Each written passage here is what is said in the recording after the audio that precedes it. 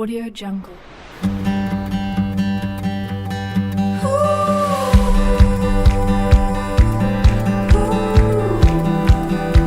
Audio Jungle.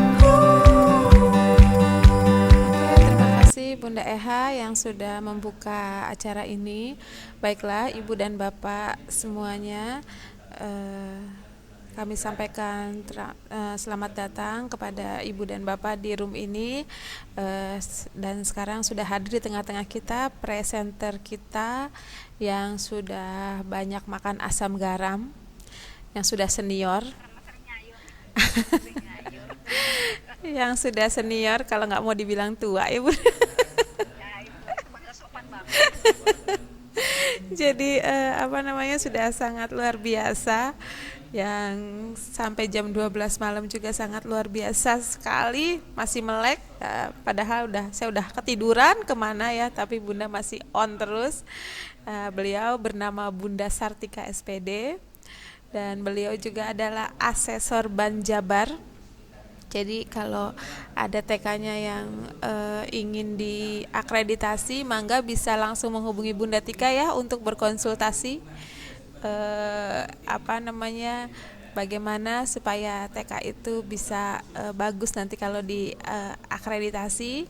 Nah, kemudian beliau juga adalah owner dari Avana Kids, nenek dari berapa cucu, Bun?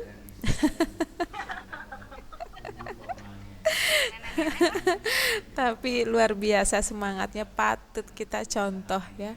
Baiklah, tanpa berlama-lama, inilah presenter kita Bunda Sartika SPD. Pada Bunda Sartika dipersilahkan. Terima kasih rekan-rekanku Bunda Leli Mariani dan Bunda Julaiha yang hari ini setia menemani, setia membersamai hingga buat kita insya Allah yang terakhir ya tugasan Iya. ini. Mudah-mudahan hari ini dilancarkan, ilmu yang kita disampaikan, ilmu yang kita sampaikan bermanfaat dan menjadi Amin amin ya rabbal alamin. secara biodata sudah dibacakan oleh disampaikan oleh Bunda Leli. Baiklah, diawali dari semangat. Waalaikumsalam warahmatullahi wabarakatuh. Tema ini yang di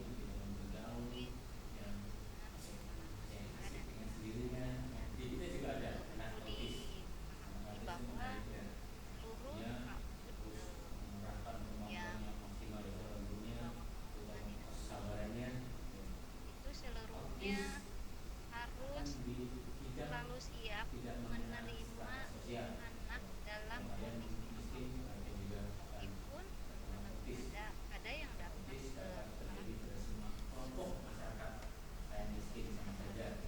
diterima pendidikan lah kita buat pendidikan menolak anak yang miring dengan alasan sekolah ini hanya mengelola atau menerima yang normal gitu. Itu tidak boleh, karena sangat diperlukan memahami ABK dan cara belajar oleh guru-guru PAUD. Ya, materi ini sebenarnya sudah menjadi materi wajib pada diklat-diklat pendidikan guru PAUD, terutama diklat berjenjang, sebagai syarat atau sebagai STIP guru tersebut layak untuk PAUD. Ini bisa menjadi materi matkul, salah satu matkul di PG PAUD.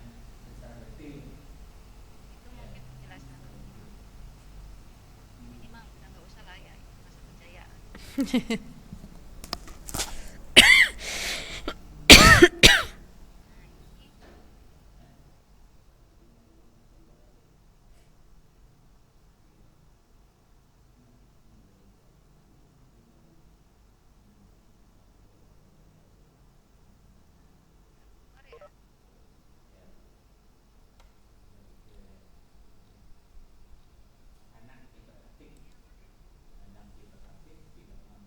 Ya, itu kalau foto-foto lama biasanya, Bun.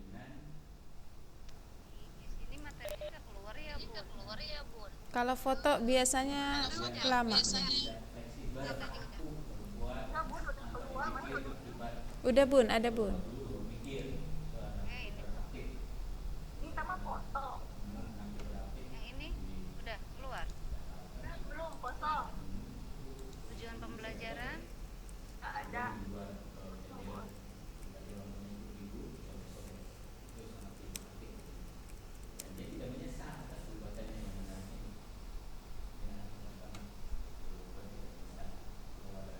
karena di sini apa? Baiknya foto sebenarnya ada yang perlu disampaikan. Tujuan pembelajaran terkait dengan materi ABK pada anak usia dini, khususnya sekolah-sekolah yang sih prasekolah gitu ya, prasekolah ini memiliki tujuan agar ketika kita memahami apa itu ABK dan bagaimana cara belajarnya akan menjadi bekal apabila lembaga tempat kita mengabdi ini ditakdirkan ada salah satu peserta didiknya yang memiliki ciri-ciri anak ABK, sehingga ketika anak tersebut menjadi anak didik kita, kita bisa mengatasinya, membimbing dan mengarahkannya agar pertumbuhan dan perkembangannya tetap berjalan sesuai dengan harapan. Apalah jadinya ketika sebuah lembaga memiliki kesanggupan menerima anak berkebutuhan khusus namun tidak diiringi kemampuan tenaga pendidiknya untuk mengenal bagaimana cara belajar anak usia dini, maka dikhawatirkan seluruh potensi positifnya tidak bisa berkembang. Maka sangat membutuhkan skill guru PAUD agar seperti ini nanti sesuai dengan harapan ya, barangkali nanti lembaganya itu 1 tahun tertentu di tahun ajaran tertentu menerima ada anak yang berkebutuhan. Ini kan berarti lembaga maupun gurunya memiliki tanggung jawab dan memiliki kelayakan untuk mengelola atau mendampingi. Kemudian, nah ini muncul ya di kenapa ya?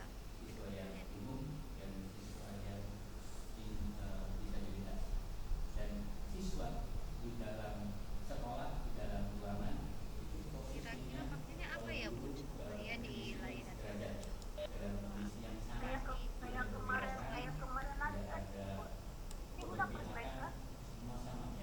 apa? Iya per slide.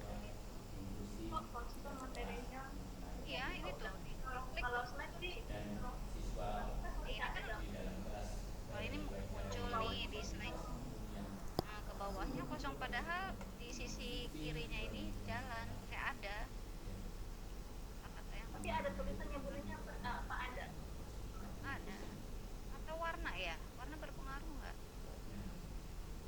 Warna berpengaruh. Coba di copy dulu. Kayaknya layarnya putih, ininya namanya tulisannya warnanya hitam dan itunya iya iya tapi tetap lanjut aja ya walaupun tidak ada apa Lanjut bun. slide yang di situnya apa kan nggak kebaca tapi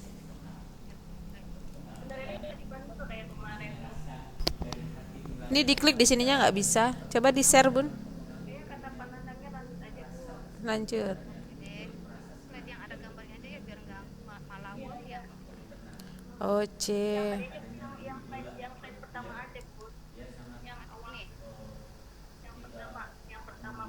Nah, ya ya tot kata dulu di nah ini aja ya.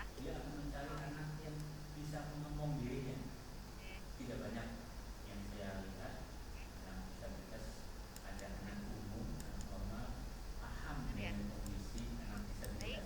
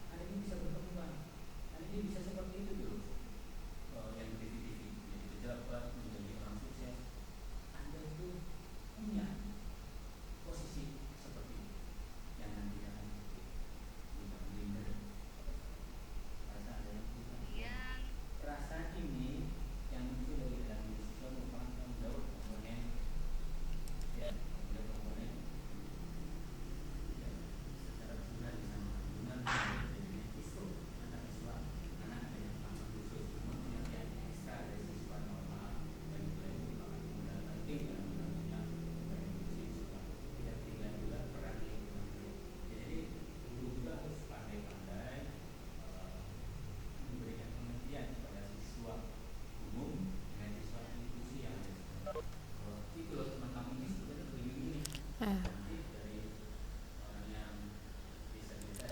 Coba Bunda di-share lagi, barangkali katanya pengaruh dari Panandang.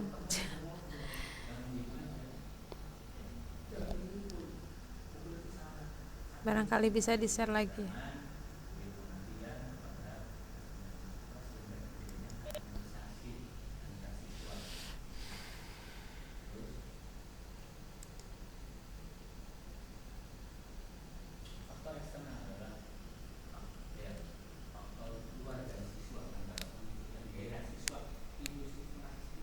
Secara pengertian, anak berkebutuhan khusus adalah anak yang memiliki perbedaan dengan secara umum atau rata-rata anak usianya. Anak dikatakan berkebutuhan khusus.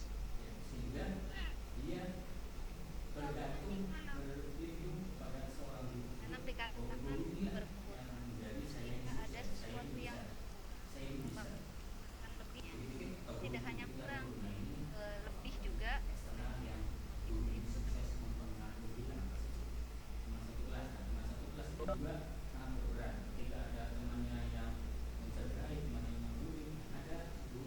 anak berkebutuhan khusus. Bentar, ini materi. Anak berkebutuhan khusus tersebut ternyata membutuhkan metode, material, pelayanan, dan perhatian khusus agar dapat mencapai perkembangan yang optimal.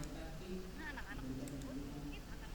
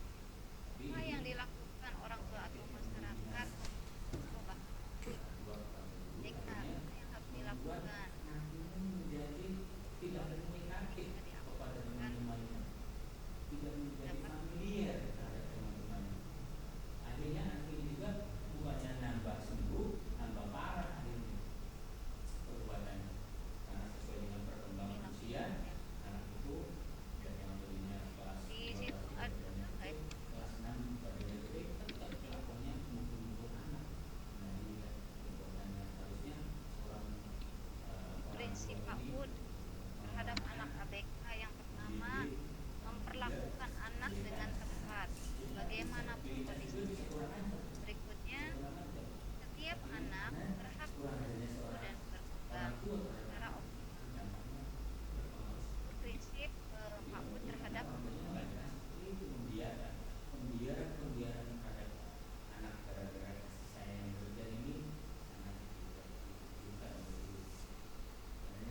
ini model-model pembelajaran sekolah atau lembaga pendidikan yang terkait dengan layanan anak berkebutuhan khusus. Ada model kelas inklusi penuh. Kalau kelas inklusi penuh berarti adalah sekolah yang benar hanya ada anak berkebutuhan khusus. Ada kelas inklusif parsial, campuran. Ada kelas reguler dengan klaster dan multi-out. Yang ini biasanya khusus ya, apa sih pembagian-pembagiannya, kapan anak mendapatkan layanan layanan apa terhadap anak ABK. Ada anak yang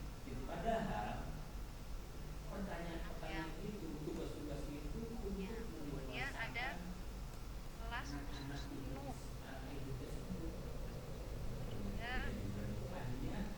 juga, anak-anak ABK yang khususkan, ada yang dipisahkan kelasnya dengan anak berkebutuhan.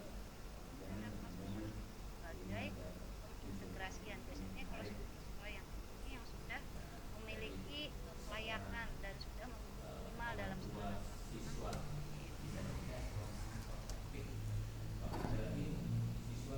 Kemudian ini adalah penjelasan dari Bagan yang tadi disampaikan apa yang dimaksud dengan penuh, ada yang dimaksud dengan parsial, dan beberapa lainnya dijelaskan satu demi satu. Kemudian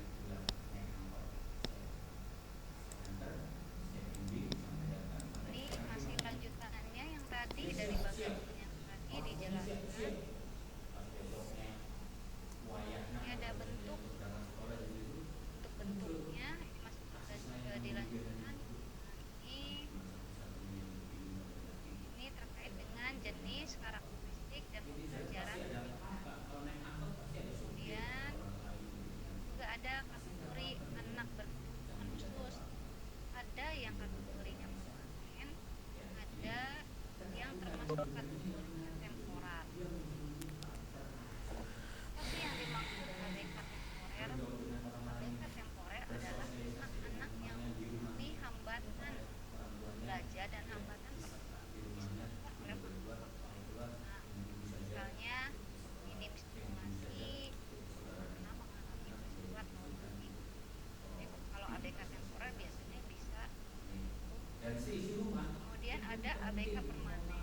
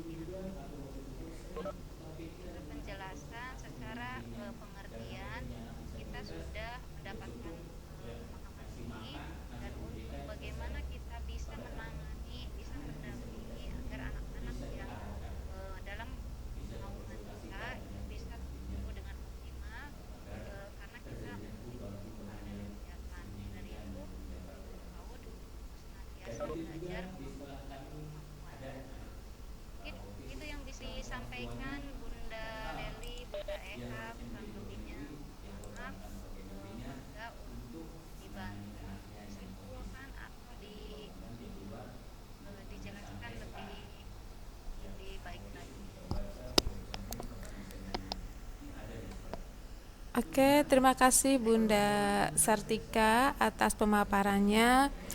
Sangat luar biasa memang untuk anak ABK saat ini memang jumlahnya semakin meningkat ya Bunda.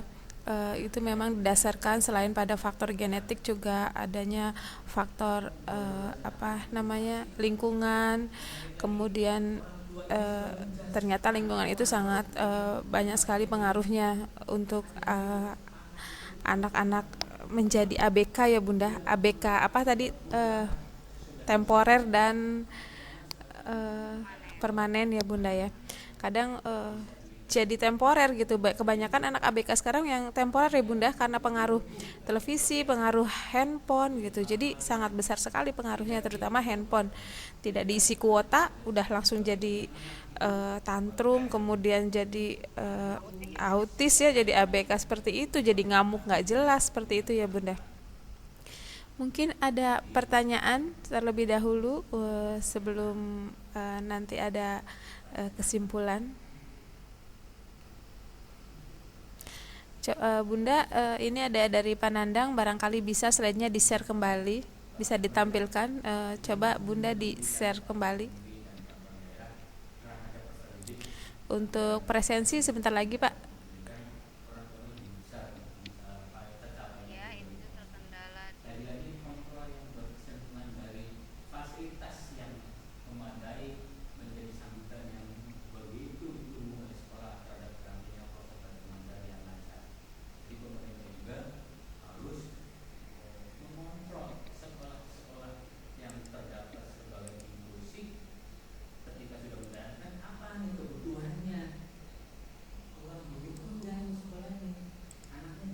di yang pertama slide-nya lancar ya. Ya, betul. Coba dikirim ke aku bisa Bun, di-share Bun. Barangkali bisa dibuka dari sini.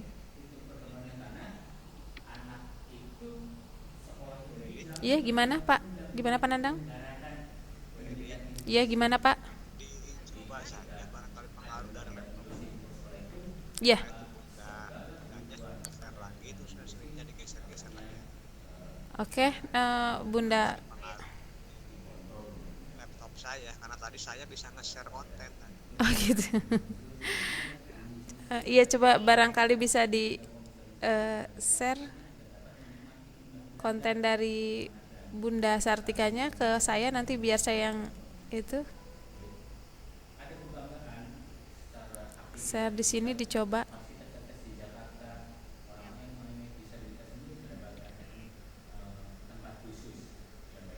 Diawali nge-share lagi.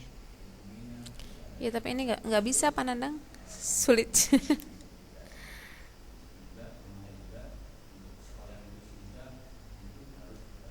Dicoba kirim lagi pun Oke.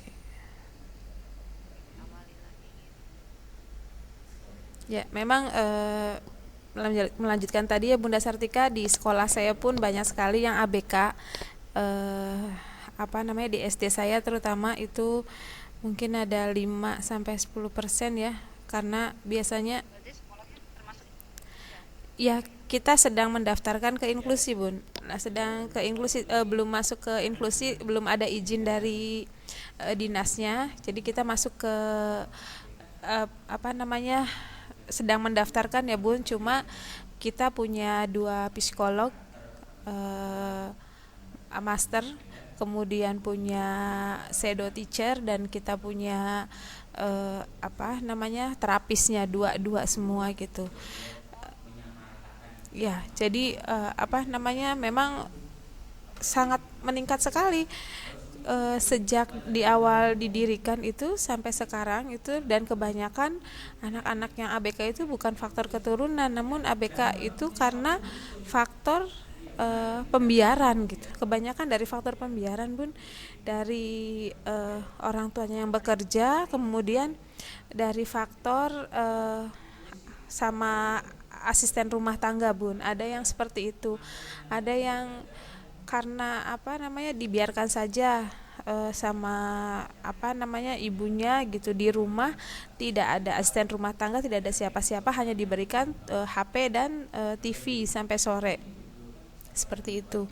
Kemudian ada yang juga karena kekerasan asisten rumah tangganya akhirnya menjadi ABK.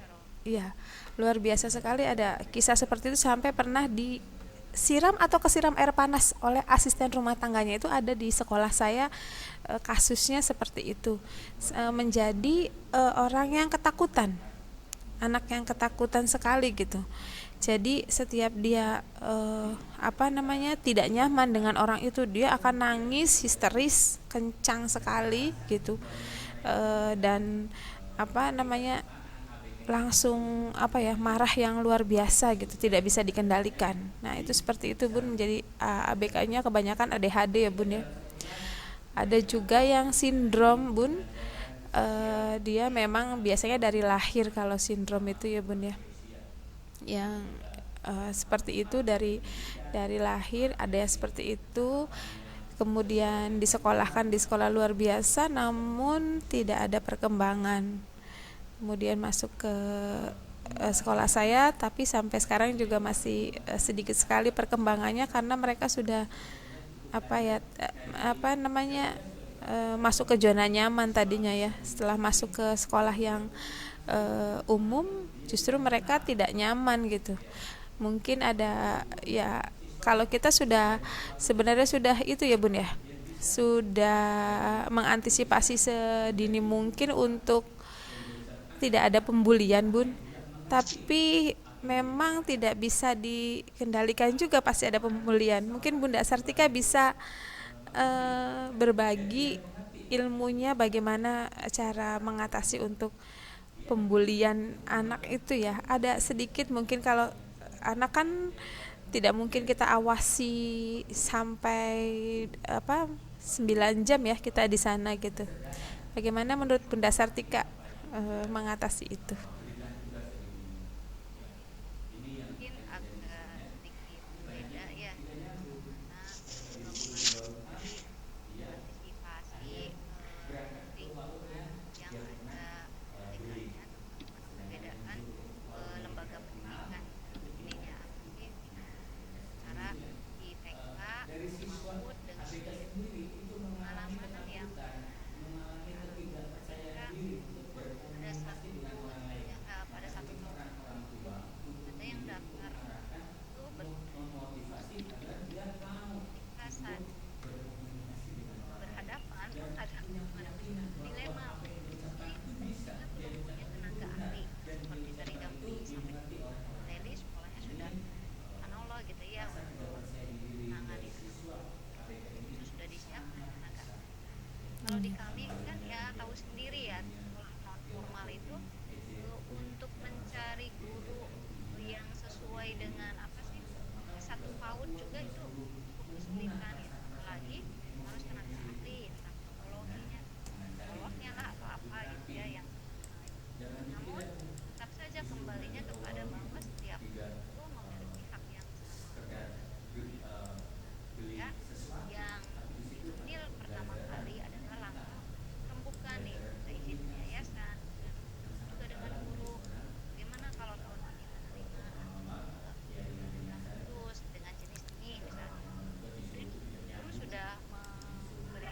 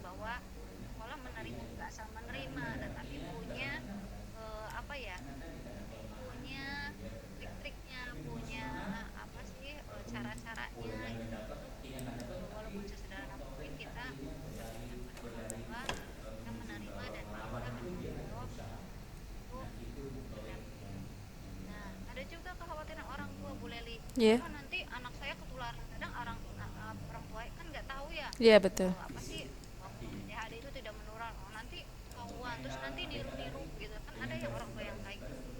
Itu juga kami jelaskan, justru kehadiran anak ABK waktu yang ngomongnya itu tuh Bun, susah ngomong, udah usia 6 tahun tapi ngomongnya nggak jelas. Kesulitan, Kalau ngomong keterlambatan bicara ya, Bu. kesulitan sih. Cuman ya itu nggak jelas aja gitu, keterlambatan bicara. Ngomong sih beberapa kali sering berkomunikasi, cuman kalau ngomong suka nggak jelas. Usia 6 tahun sepertinya itu udah terlambat banget. Nah, orang tua kan ada kekhawatiran nanti nanti anak saya marah. Nah, itu juga kita sampaikan bahwa ABK dengan jenis itu tidak menular, walaupun ditiru justru ini pembelajaran untuk kita semua, untuk orang tua bagaimana memahamkan kepada anak, agar anak pertama tidak ikut-ikutan gaya bicaranya gitu, karena itu adalah kekurangan gitu ya. Jadi minta bantuan orang tua untuk menyampaikan dirinya masing-masing agar tidak melakukan ejekan, pembulian gitu. Jadi antisipasinya itu sebelum proses itu berjalan, yang kami lakukan itu mensosialisasikan lebih dahulu, kemudian minta bantuan lebih dahulu agar begitu ya pembelajaran dimulai semuanya sudah diketahui apa, dan jadi semuanya sudah menyiapkan. Kalaupun ternyata sudah dilakukan dan masih saja terjadi pembulian, ini ada proses pembelajaran kita semua, proses pembelajaran anak-anak, proses pembelajaran bagi pelatih guru, proses pembelajaran juga bagi orang tua. Biasanya kami hadapinya dengan apa sih, berbicara langsung face to face dengan anak yang menjadi pemicu apa pemicu datangnya pembulian. Biasanya kami tangani gitu anak yang jadi pemicu tersebut, kemudian juga secara umum kelas, pelajaran inti maupun pelajaran lainnya, lalu guru menyelipkan pesan dan pesan bagaimana memperlakukan anak, baik teman-teman yang kelas, teman yang berlebihan. Karena kami senantiasa mengajarkan tidak menyelipkan. Itu mungkin yang pengalaman yang pernah dilakukan oleh kami di lembaga pendidikan kami, Bunda. Iya. Oke, Bunda, terima kasih. Iya, betul ya, Bun ya, tidak mudah sebetulnya untuk menyampaikan kepada masyarakat, kepada orang tua murid khususnya bahwa ABK itu tidak menular, ABK itu tidak akan mengganggu yang lain ya, Bun ya. Ya, memang di sekolah saya juga memang seperti itu. Harus ada pemahaman dulu kepada orang tua bahwa kita menerima ini karena memang tuntutan dari Dignas itu memang harus menerima gitu. Kalau anak tersebut mampu bersekolah, bisa bersekolah di sekolah umum ya, Bunda ya. Kalau misalkan sudah sangat sulit, misalkan tunanetra atau tunawicara, mungkin bisa ke sekolah luar biasa, mungkin seperti itu ya, Bunda ya. Oke, mungkin yang bisa saya simpulkan adalah bahwa mari kita terima, kita rangkul anak-anak tersebut. Mereka juga butuh perhatian, bukan saja perhatian dari orang tuanya, yang kadang-kala orang tuanya juga kadang tidak menerima sepenuhnya, tidak menerima 100% bahwa anaknya itu ABK. Mereka merasa bahwa anaknya normal, seperti itu ya, Bunda ya. Padahal kalau kita lihat, kalau kita teliti, kalau kita secara psikologis itu bahwa anak tersebut memang ABK. Jadi kita sebagai pendidik, mari kita rangkul, kita ajak mereka untuk bisa bergaul dengan anak pada umumnya, karena mereka juga kelangsungan hidupnya juga mungkin panjang. Mereka juga tidak jadi anak-anak saja, mereka juga akan menjadi dewasa, dan ketika dewasa mereka juga harus bergaul dengan masyarakat. Dan tugas kita sebagai pendidik untuk mengajarkan mereka untuk mandiri, untuk menjadikan mereka bisa hidup seperti anak-anak pada umumnya. Bukan begitu kesimpulannya Bunda Sartika? Ya,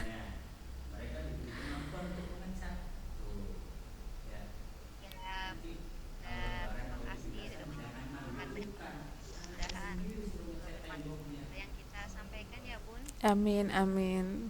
Bunda Eha bagaimana, sudah presensinya sudah di-share oleh Bunda Eha?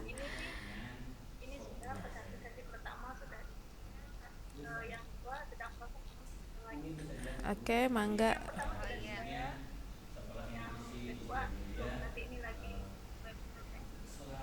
Oh iya, oke.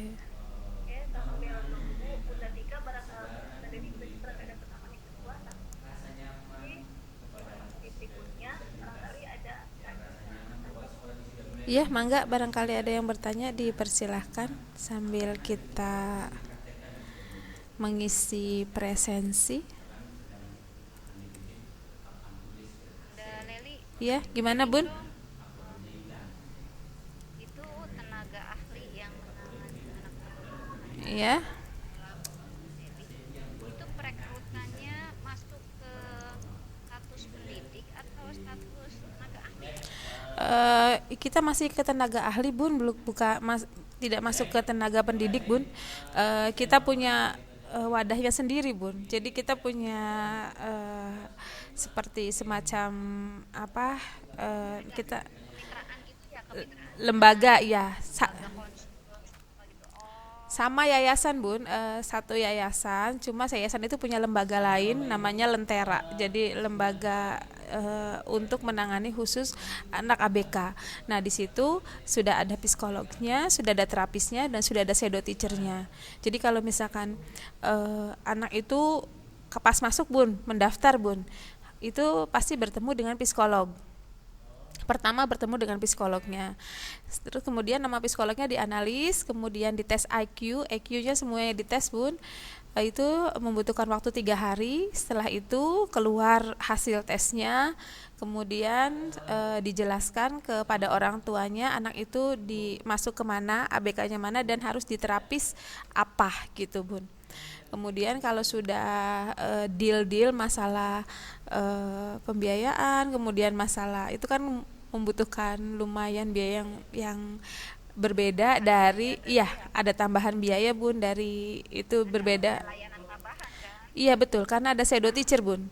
Apakah itu dibutuhkan shadow teacher atau tidak gitu. Jadi mungkin yang tidak ada shadow teachernya juga pelayanannya berbeda. Maksudnya biayanya, administrasinya berbeda.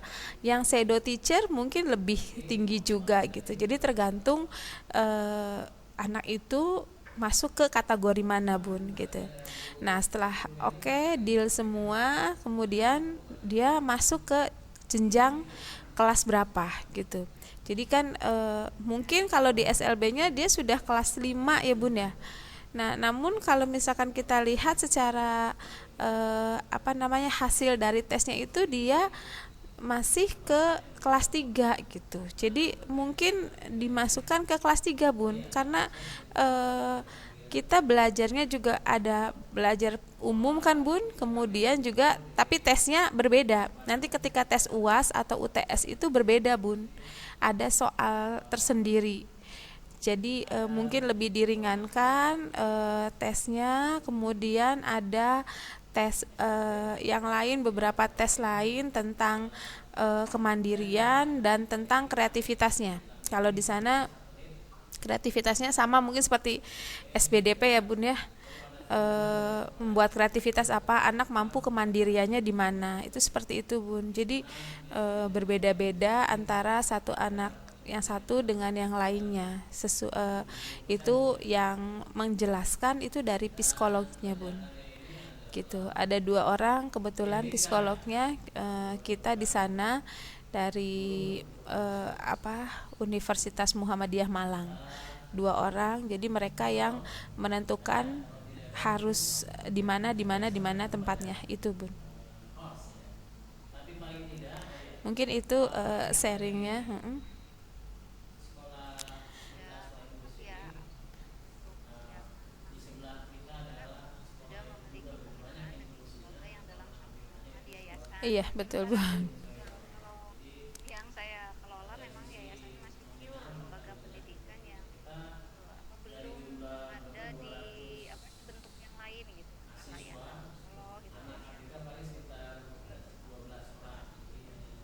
Nah, kalau kalau dulu kita belum ada waktu di TK itu biasanya mungkin dengan terapis-terapis ringan, Bun.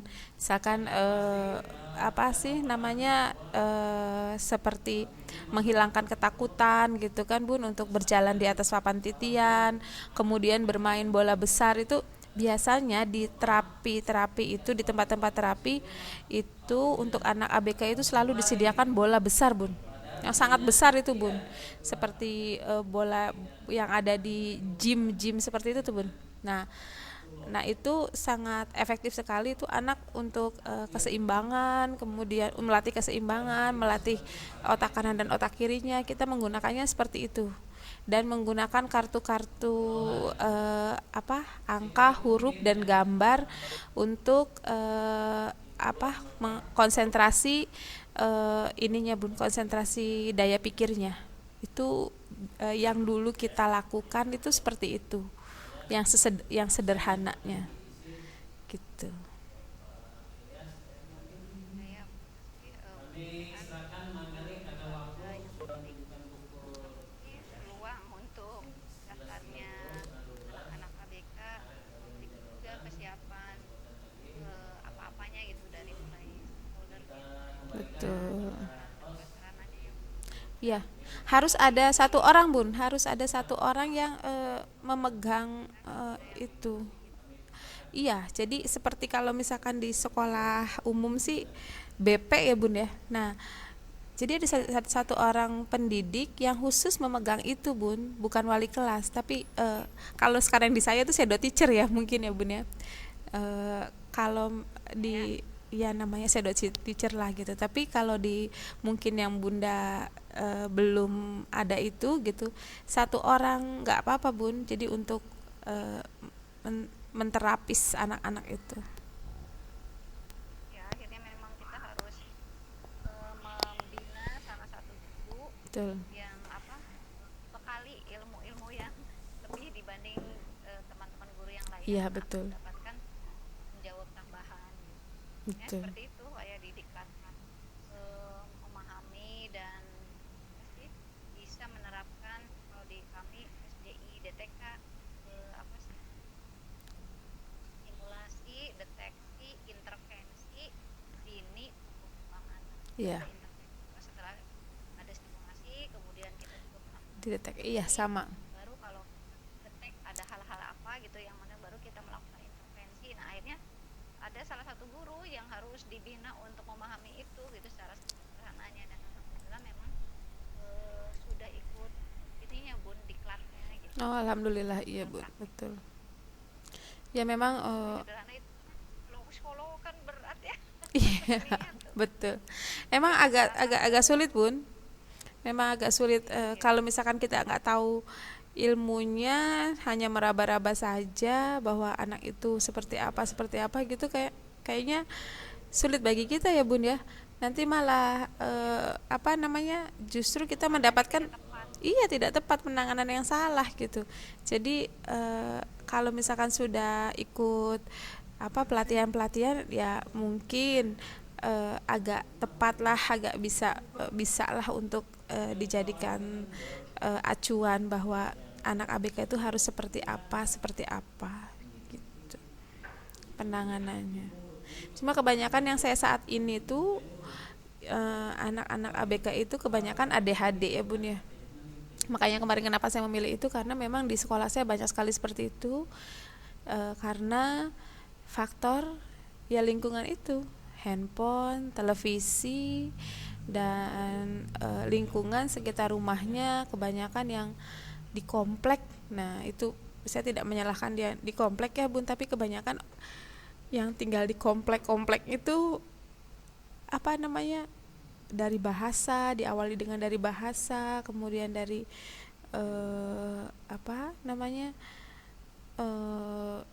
lingkungan aja, lingkungan yang sangat berpengaruh sekali gitu tuh, Bun.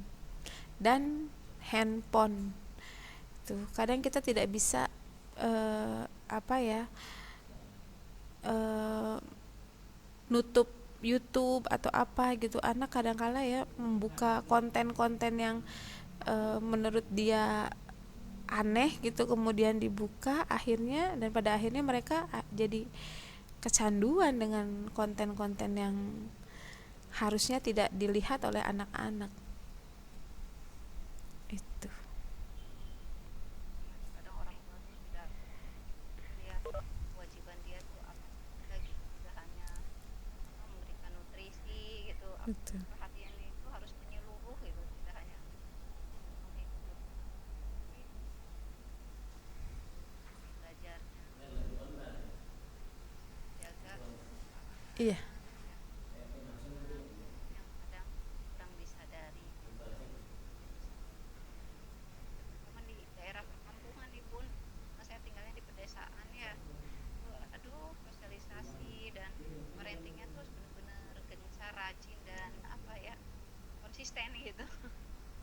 Agar output orang tua hasil dari lulusan parenting lembaga kami benar-benar bisa menularkan hal-hal baik dari ilmu yang disampaikan.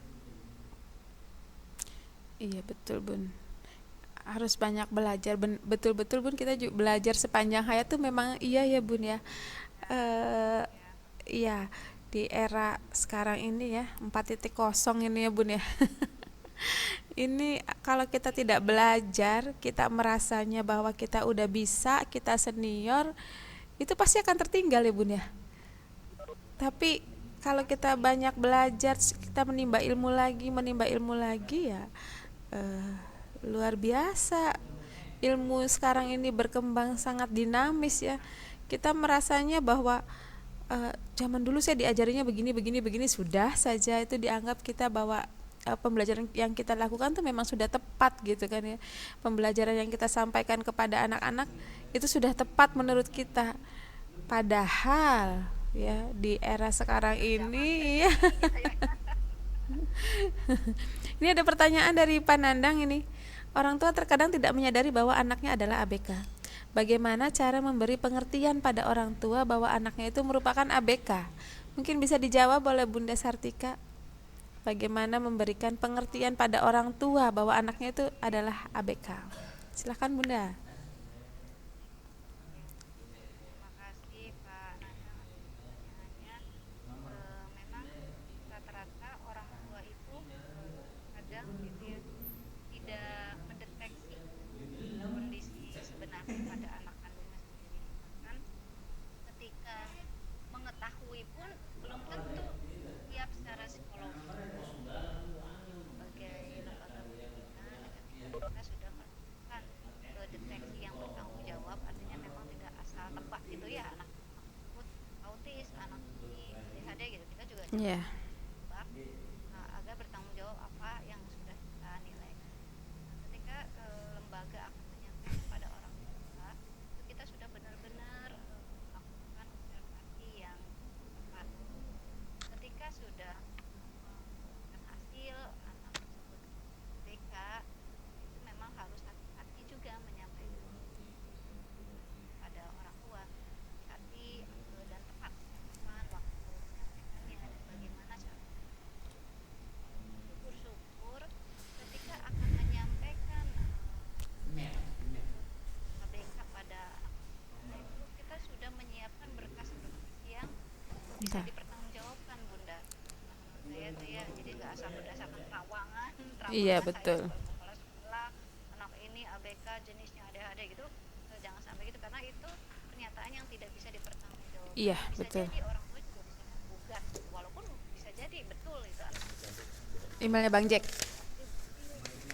Bukti-bukti yang apa perlu kita lampirkan itu bisa jadi dari hasil ada catatan-catatan itu bisa dilihat yang bisa kalau secara sederhananya yaitu tadi yang sudah saya sampaikan, ketika anak yang sudah terlatih itu mengisi formulir namanya formulir DDTK, deteksi dini tubuh Muda idaman. pertanyaan-pertanyaan dalam formulir tersebut yang dijawab secara jujur.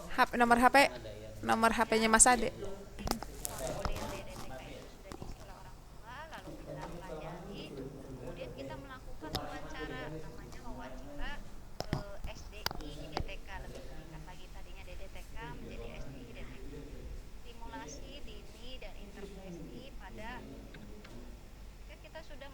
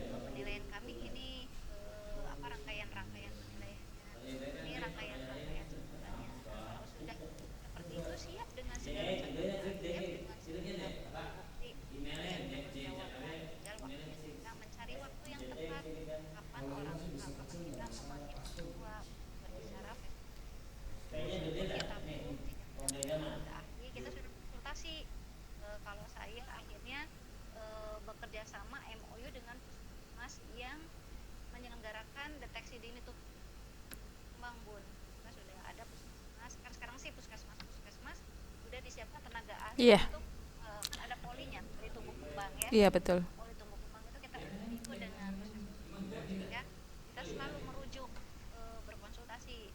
Ada anak yang memang harus bisa ditangani oleh kita sebagai guru yang memiliki bekal ilmu DDTK. Ada yang harus dirujuk ke puskesmas. Itu nanti kita ada tindak lanjut. Kita sudah memenuhi nih untuk apa menyampaikan ke orang tua, tinggal kita menentukan waktu yang akan memanggil orang tua. Ketika sudah disepakati kapan bertemu dengan orang tua dan kapan atau orang tua kapan bersedia menemui kita di sekolah, maka siap-siaplah untuk menyampaikan dengan bahasa sehalus mungkin, setenang mungkin. Jangan sampai terlalu tendensi orang tua tidak shock. Kalau tidak hanya shock, bahkan malah penolakan, itu juga akan lebih gawat lagi. Betul. Sampaikan dengan baik kepada orang tua, Bapak dan Ibu sangat mengerti berdasarkan profesional yang Bapak ini, berdasarkan misi yang dilakukan. Ternyata ada beberapa hal yang menjadi positif. Ternyata ada gejala-gejala ini Bapak dan Ibu itu ya ada ini ada saling sharing satu sama lain terkait mudah-mudahan dengan itu dengan apa dibekali begitu jawaban catatan itu bisa menjadi antisipasi orang tidak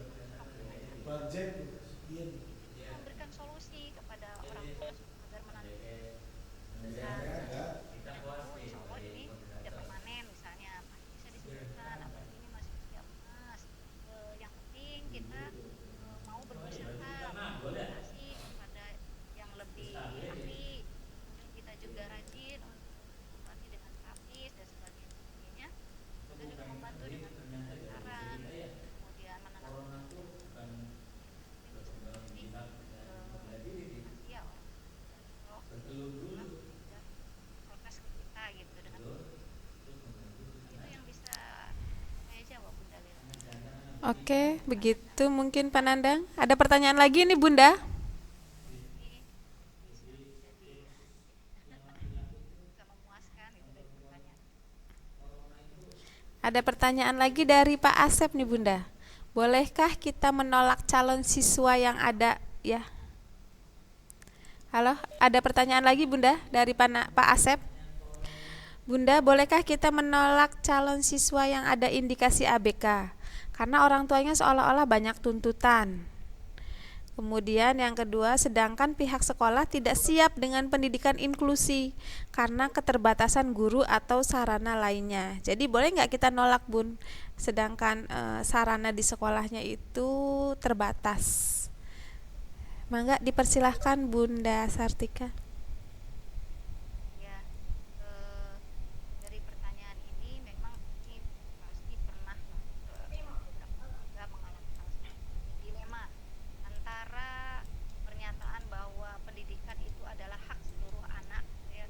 Namun di satu sisi barangkali ini guru-guru yang akan menjadi penanggung jawab utama, ujung tombak utamanya sebuah pendidikan tidak siap.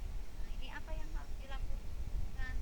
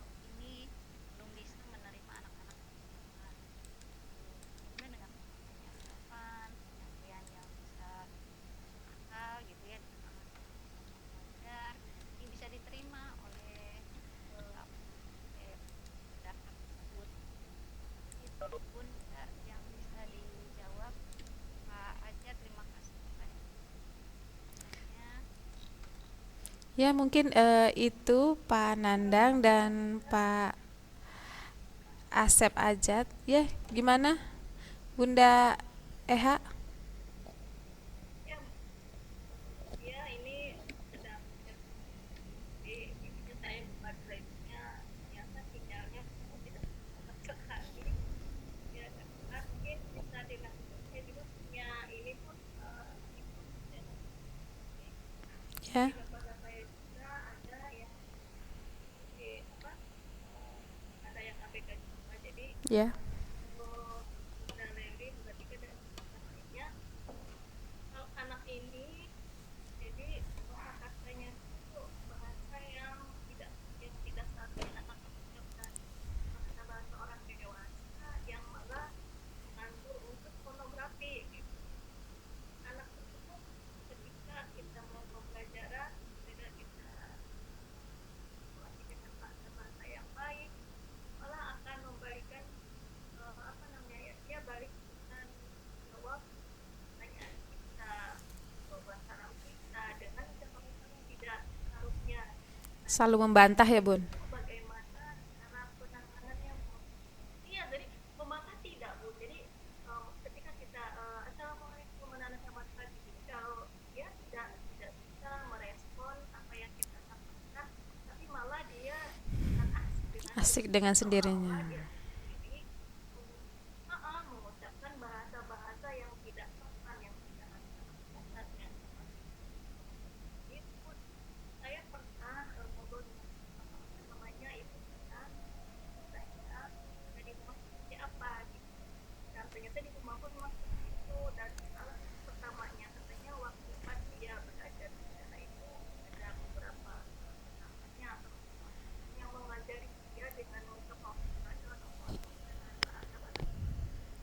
Jadi sampai sekarang nempel dengan sangat kuat, Bu. Tidak bisa kita apa ya, kita alihkan ke yang lain tuh tidak bisa. Yang kami khawatirkan sebagai pihak sekolah itu kan, ini bahasa ini kan pasti akan menular ke anak-anak yang lainnya gitu. Iya. Nah, saya sudah pernah mencoba ngomong ke orang tuanya, ternyata memang dari orang tuanya bicara, tapi saya tidak pernah mengajak anak interaksi langsung. Makanya ya adiknya gitu, kita anak tersebut tidak mah ada yang seperti omongan seperti itu, dan semuanya tidak pernah dibiarkan kita ngobrol dengan kita. Jadi anak dibiarkan sendiri, main sendiri gitu. Ini jadi tidak ada apa ya, tidak ada pelindung dari keluarganya. Nah itu bagaimana cara kita melakukannya, karena terus terang ini kita udah tadinya gini, ayolah anak ini kita belajarnya sendiri gitu, nah khususnya ya satu orang satu guru, tapi nggak bisa juga. Sampai sekarang ya masih seperti itu. Nah menurut kita solusinya ini solusi seperti apa ya kalau kita mau ngomong langsung, karena kalau kita langsung masuk kan semuanya harusnya di yang wartawan tersebut juga itu nggak nyambung juga pun dengan orang tuanya. Jadi kita cari cara bagaimana mengenai anak ini dan Ya. Oke, mungkin langsung bisa dijawab oleh Bunda Sartika bagaimana kita sebagai pendidik ya untuk menghadapi anak tersebut dan penyampaiannya kepada orang tua agar orang tua itu paham ya. Mungkin seperti itu Bunda Eha ya. Ya. Silahkan Bunda Sartika dijawab pertanyaannya.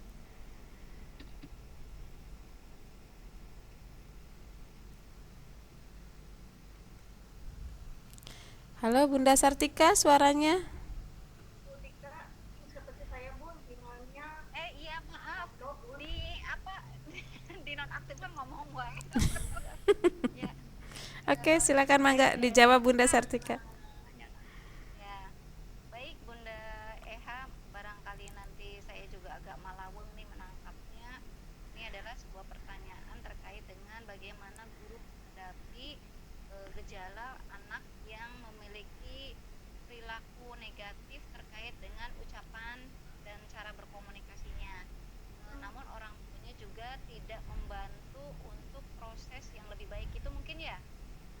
Ya, Ya, Iya, ini jadi memang saya tuh kesulitan Bu berkomunikasi dengan orang tuanya tuh Bu, yang mungkin karena dari background pendidikan juga dan background ekonomi juga yang awalnya dia tuh jadi menikah muda dan belum bisa punya anak, kebetulan anak yang pertama, jadi mungkin dia belum bisa jalan psikologinya, jadi dia seperti ogah-ogah, jadi awalnya dia tuh ogah-ogah punya anak Bu, jadi kayak terpaksa punya anak, makanya anak yang kedua ini seolah-olah terlantar gitu, nggak bisa gitu, kurang kurang kurang kasih sayang, kurang sayang, kurang stimulasi gitu. jadi anak tersebut mengalami penyimpangan perilaku khususnya di bagian apa komunikasi dan sosialisasi mungkin ya Bun ya. iya, Ya, Iya, kemudian guru komunikasi menemui sosialisasi kendala. dan ini juga kognitif juga Bu. Oh iya, akhirnya seluruh Apa beberapa komunikasinya aspek juga. terkembang Jadi ya terkendala lagi karena kognitif tidak ya mendapatkan ya stimulasi si pasti. asuhnya dari orang tua. Iya. Ya, oke, Nah, mangga, Bunda. bagaimana guru menghadapi ya, bagaimana guru menghadapi hal tersebut? Yang pertama, yang perlu kita pahami sebagai pendidik PAUD, memang sebagai pendidik itu akan mengalami berhadapan dengan anak dan orang tua sekaligus yang berwarna-warni, warna-warni dalam bakat bakat dan minat, berwarna-warni juga dalam hal apa sih pemahaman. Nah, yang dihadapi oleh guru Bunda EH itu memang seperti itu. Kalau saran dari saya mungkin sebaiknya rembukan dengan guru siapa kira-kira yang akan mewakili untuk melakukan komunikasi dengan orang tua tersebut. Karena bagaimanapun juga kita sebagai pendidik tetap harus memiliki motivasi untuk membantu perubahan perilaku yang menyimpang pada seluruh murid-murid kita, walaupun sesuai dengan kemampuan kita. Karena kalau kita terkendala misalnya orang tuanya itu mah susah diajak komunikasinya, orang tuanya tuh tidak ngerti-ngerti, nah itu jangan sampai menjadi kendala kita berhenti untuk tidak melakukan upaya untuk bimbingan terhadap anak. Ketika seluruh guru dan kepala sekolah sudah memusyawarahkan kira-kira siapa ya yang bisa berkomunikasi dengan orang tersebut, kemudian guru-guru dan kepala sekolah saling sharing, memulainya dari apa nih kata-kata atau kalimat agar orang tua ini paham. Kalau saran dari saya seperti itu. Saran lanjutannya adalah ketika sudah disepakati siapa yang akan menyampaikannya, bekali guru tersebut atau kepala sekolahnya, bekali dengan pemahaman-pemahaman, pengetahuan-pengetahuan yang bisa membantu menjelaskan pada orang tua. Jika kita ketahui bahwa orang tuanya ini pemahaman apa sih terbatas karena memang apa sih ya orang daerah lah biasa gitu ya, pada umumnya seperti itu memang karena memang dari taraf pendidikan juga bisa mempengaruhi. Nah, kita cari bahasa alat komunikasi kalimat yang sesederhana mungkin yang bisa diterima oleh orang tua. Kalau apa sih sudah bisa apa namanya tunjukkan mau cara komunikasinya seperti apa, apakah orang tua itu dipanggil ke sekolah untuk berbincang ataukah kita silaturahim atau apa yang nama visit home visit Home ke visit. orang tua tersebut. Nah, ke home visit lakukan itu bentuk silaturahim biasanya lebih rileks gitu, lebih daripada orang tua dipanggil ke sekolah kesannya tuh orang tua tuh duh ada apa nih, ada laporan apa nih, anak saya gimana nih gitu, udah hal yang parno-parno duluan gitu. Tapi kalau kita yang sudah membuat janji akan silaturahmi ke orang tua lebih rileks pun nanti ngobrolnya lebih cair gitu ya. Orang tua juga tidak merasa tertekan karena itu adalah wilayahnya gitu, rumahnya gitu. Kita sebagai tamu. Nah, kalau sudah kita siap untuk home visit, maka buka dengan komunikasi, menanyakan kabar gitu ya orang tua dan anak. Kemudian jangan lupa orang yang ada di rumah itu siapa saja selain ibu kandungnya gitu ya. Tadi juga Bu Eha sudah menyampaikan bahwa latar belakang dalam rumah tangganya itu seperti ini, kita menikah muda dan sebagainya. Kalau kita sudah mengupas atau apa ya bahasa memancing orang tua itu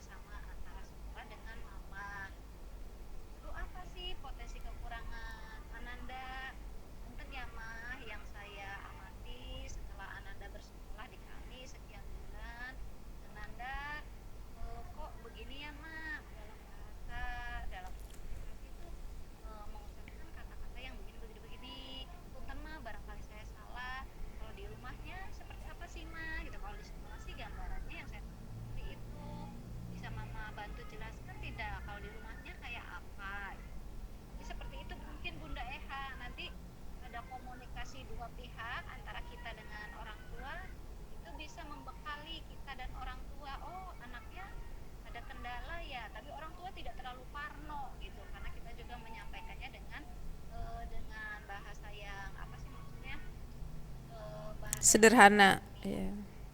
Iya, yang sederhana. Nah, nanti kalau sudah seperti itu, orang tua juga sudah misalnya menerima penilaian dari kita, baru kita masukkan nih saran-sarannya. Sebenarnya mah boleh nggak kalau kami sebagai pendidik memberikan saran ke mama. Kalau misalnya orang tua jawabnya, oh iya boleh boleh, apa sarannya? Sarannya begini ya mah, tolong bantu Ananda dengan diberi contoh berkata, berbicara, bersikap dengan baik supaya yang tadi kami lihat sebagai kekurangan ini bisa hilang. Itu Bunda Eha yang bisa disampaikan oleh saya. Kali Bunda Leli bisa bantu menyempurnakan, Bu. Iya, mungkin sedikit tambahan saja Bunda. Tadi betul apa yang sudah disampaikan oleh Bunda Sartika, luar biasa. Mungkin sama satu pemikiran dengan saya. Namun kalau di saya itu ada tambahan, mungkin tidak hanya mamahnya saja Bunda. Biasanya kalau misalkan orang tua yang apa namanya masa bodoh istilahnya ya, atau tidak siap untuk memiliki anak, atau mungkin juga karena kasus perpisahan atau divorce gitu. Biasanya kan ada apa sih namanya permasalahan terhadap anak. Biasanya kasusnya seperti itu Bunda. Untuk kasus Bunda Eha mungkin adalah orang tua yang tidak siap terhadap untuk melahirkan anak itu ya, tidak siap, akhirnya mereka bersikap masa bodoh.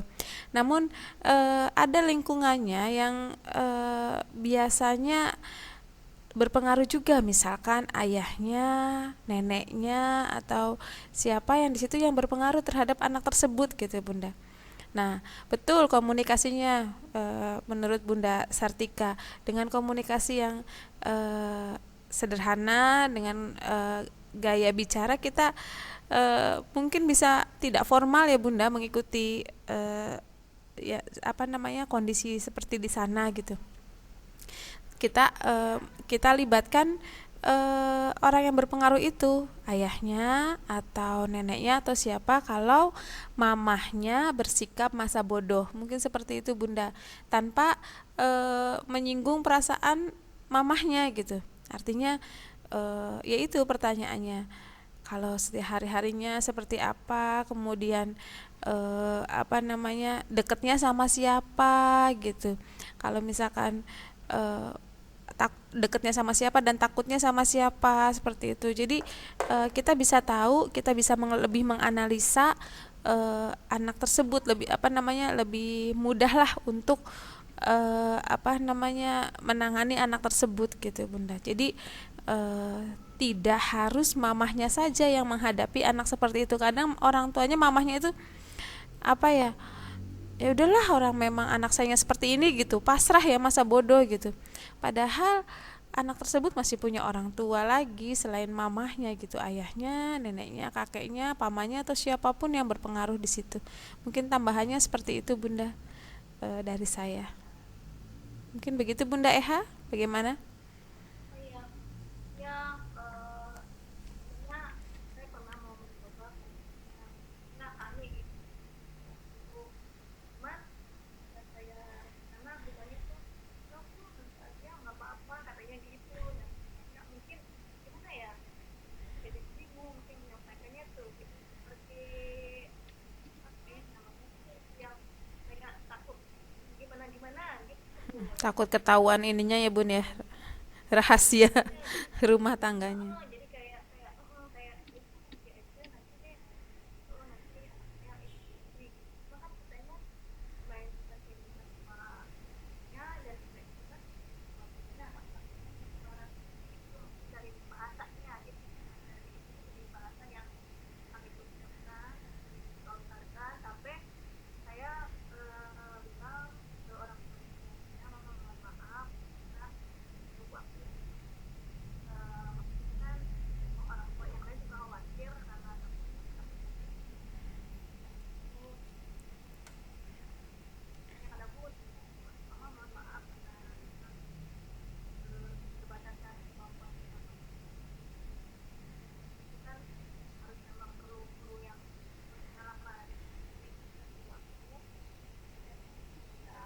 Iya. Iya, Ibu saya intinya masih belum bisa buka threadnya. Ya Allah sinyalnya kayak saya kan kalau Webex masuk tapi ini yang lainnya tuh offline gitu loh Bun. nggak bisa dikirim ya Bun, ke Bunda Ya Sartika nggak bisa masuk.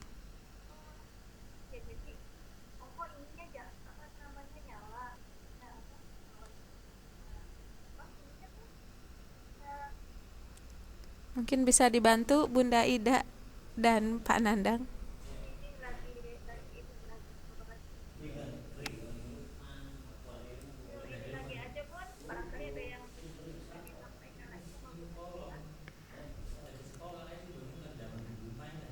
Iya, waktunya sudah ini juga ya Bunda ya, sudah habis mungkin kita menunggu sebentar mungkin untuk presensinya, barangkali yang belum diisi. Sambil menunggu presensinya saya belum diisi juga. Suka lupa tuh presensi kalau lagi ngomong tuh. Ih,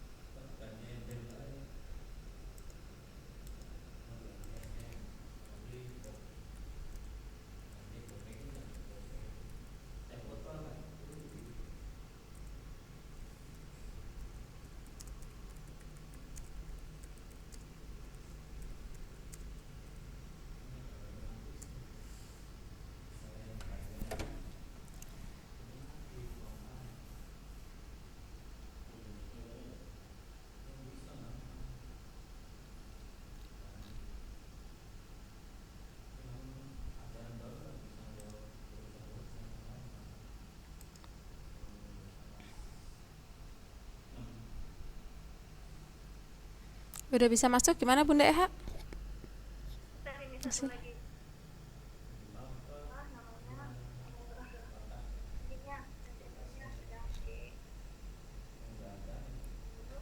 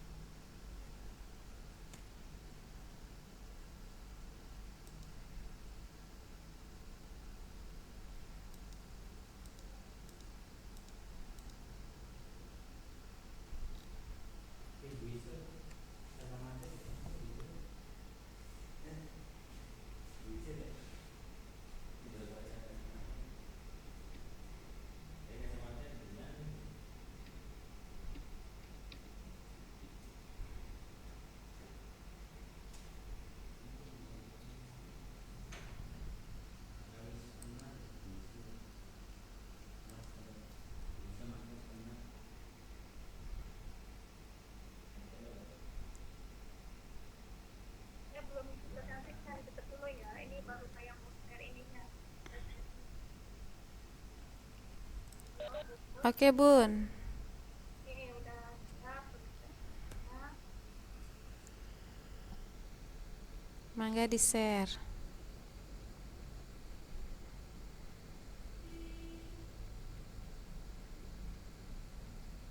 Siap share ya. Iya, terima kasih juga kepada Pak Nandang, Pak Asep, Bu Ida. Terima kasih banyak selalu hadir.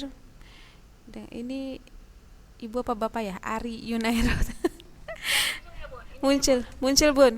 Terima kasih sudah hadir di eh, presentasi kali ini. Mudah-mudahan ilmunya yang Bunda Sartika sampaikan bermanfaat. Dan bagi saya sangat bermanfaat sekali ya Bunda. Terima kasih share ilmunya. Mangga untuk presensinya, mangga diisi.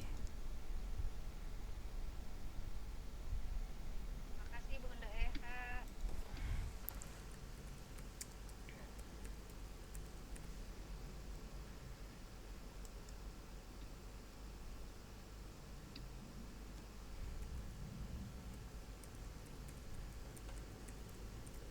Kita tutup Bun nanti ya. Bentar lagi Bun ya. Ini Oke, batas dulu sebentar.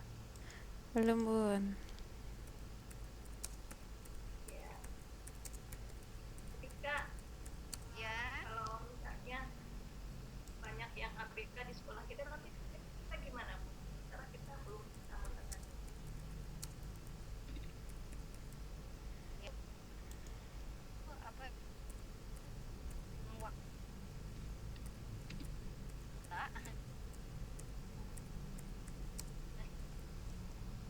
dengan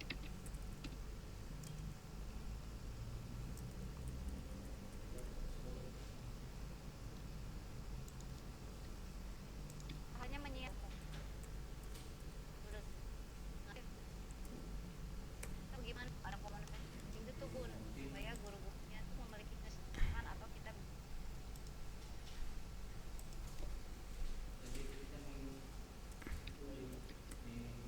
Putus-putus suaranya Bunda. Iya Bunda Ida, terima kasih. Terima kasih atas kehadirannya Bunda.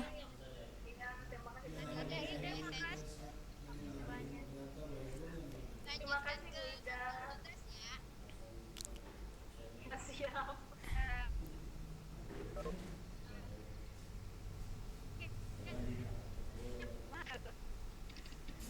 Kantong tugasnya bikin liar Bun.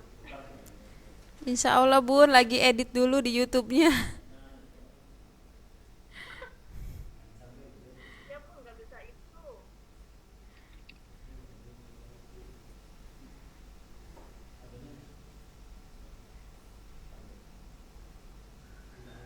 Oke, kita tutup saja Bunda ya, tutup dulu aja ya Bunda ya. Kita tutup sharing kita pada hari ini dengan bersama-sama mengucapkan hamdalah. Alhamdulillahirabbil alamin. Kita Oh iya. Lupa. Mangga saya serahkan kepada Bunda Eha, dipersilahkan. Terima kasih Bunda Leli untuk bisa membantu acara ini. Yang tadi apa materi yang sudah disampaikan. Oke, Enggal, Angge. Ayo. Terima kasih juga buat Bapak Ibu yang sudah hadir di sini. Terima kasih buat Bapak Mananda semuanya. Mudah-mudahan materi kita dalam ini bermanfaat semua dan kita bisa aplikasikan dan kita implementasikan di masyarakat. Semoga amal ibadah kita hari ini diterima oleh Allah Taala, alamin, dan kita memberikan kesehatan baik baik. Terima kasih Bapak Ibu dan terima kasih. Kita tutup acara ini bersama-sama dalam mengucapkan alhamdulillahirabbil alamin.